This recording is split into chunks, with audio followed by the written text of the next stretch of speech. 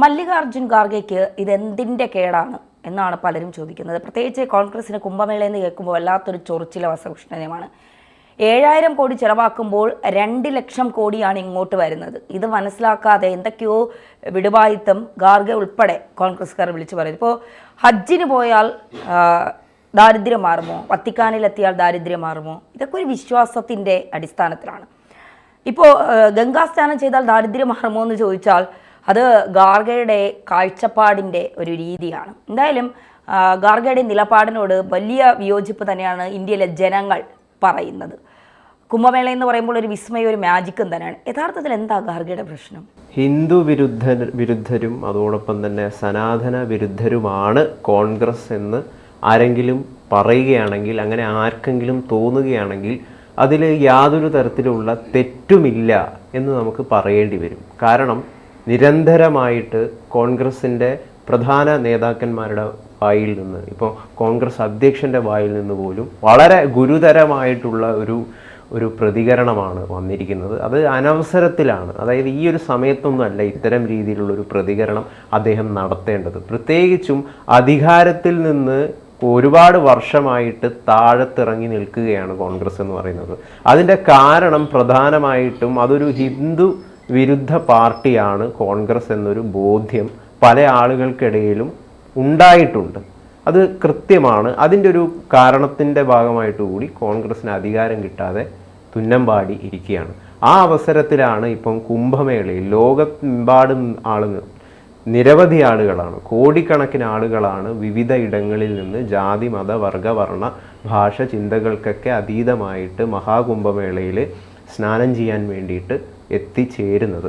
അതിനിടയിലാണ് ഈ കോൺഗ്രസ് അധ്യക്ഷൻ ചോദിക്കുന്നത്, ഈ കുംഭമേളയിൽ സ്നാനം ചെയ്ത് കഴിഞ്ഞാൽ ദാരിദ്ര്യം മാറുമോ? കുംഭമേളയിൽ സ്നാനം ചെയ്ത് കഴിഞ്ഞാൽ ആളുകളുടെ വയറ് നിറയുമോ? കുംഭമേളയിൽ സ്നാനം ചെയ്ത് കഴിഞ്ഞ് കഴിഞ്ഞാൽ തൊഴിലില്ലായ്മ ഇല്ലാതാകുമോ?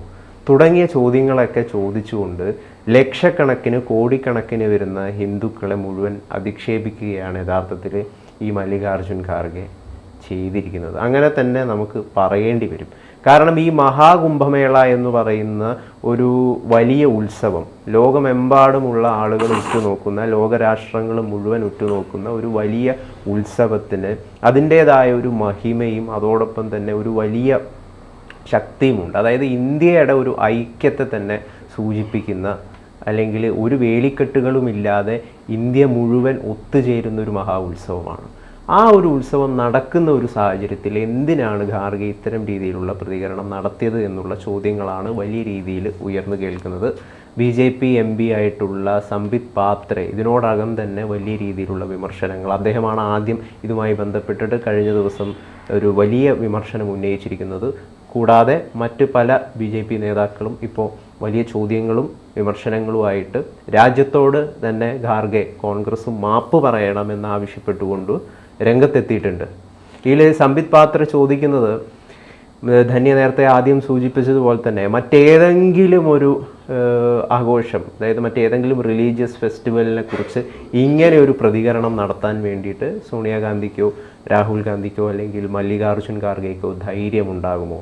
ഹജ്ജിന് പോയാൽ ദാരിദ്ര്യം മാറിക്കൂടെ? ഹജ്ജിന് പോയാലും ദാരിദ്ര്യം മാറാമല്ലോ, അല്ലെങ്കിൽ മറ്റേതെങ്കിലും ഉത്സവത്തിന് പോയാലും ദാരിദ്ര്യം മാറാമല്ലോ. ചോദിക്കാൻ ധൈര്യമുണ്ടോ ഖാർഗെക്ക്?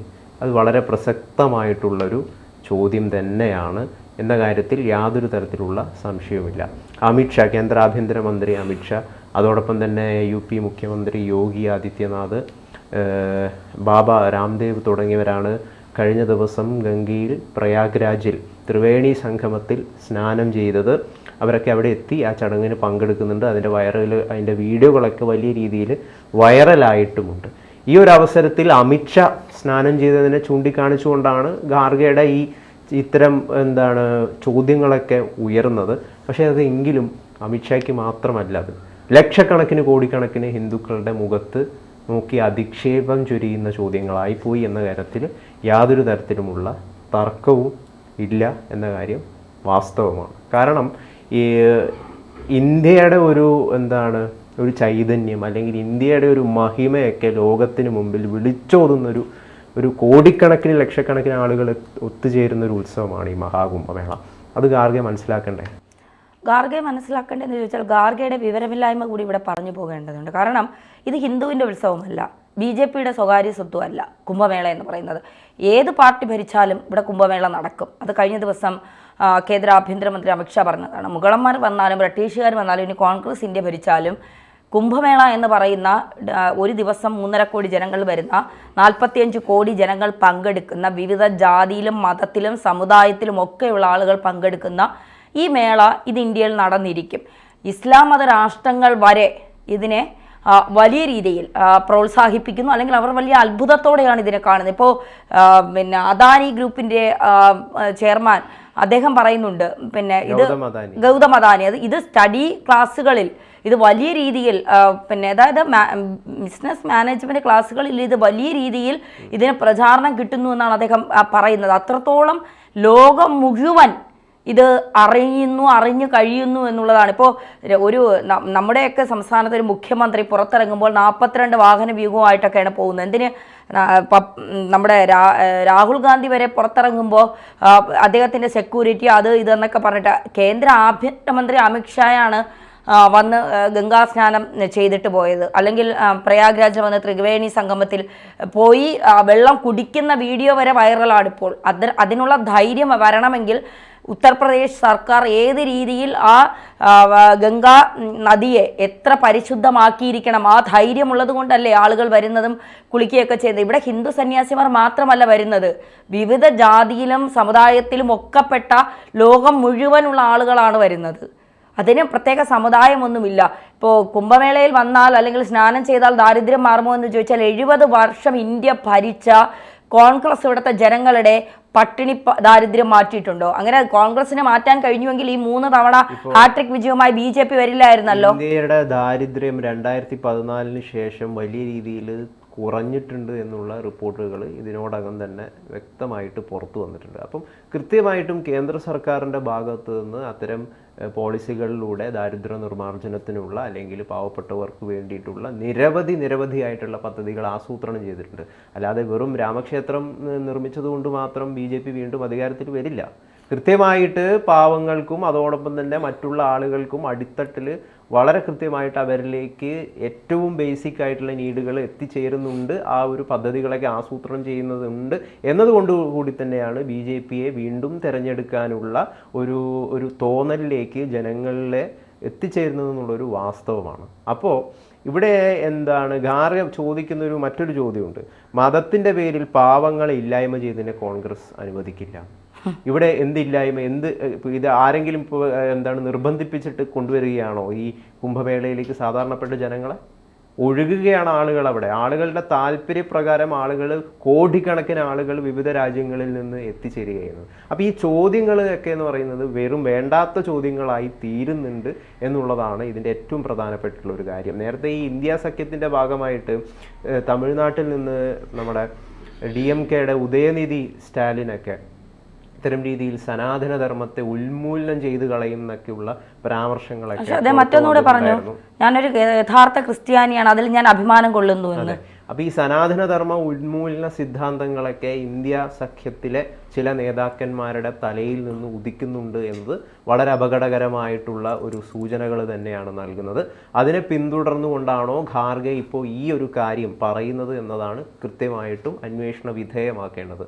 ഇപ്പോൾ കേരളത്തിൽ നിന്ന് കോൺഗ്രസിൻ്റെ പ്രതിപക്ഷ നേതാവായിട്ടുള്ള VD സതീശനൊക്കെ സനാതനധർമ്മത്തെ പുൽകുന്നൊരു കാഴ്ച നമ്മൾ ഏതാണ്ട് ദിവസങ്ങൾക്ക് മുമ്പ് കണ്ടു. സനാതനധർമ്മം ഭാരതത്തിൻ്റെ ഇന്ത്യയുടെ പൈതൃകമാണ്, അഭിമാനമാണ്.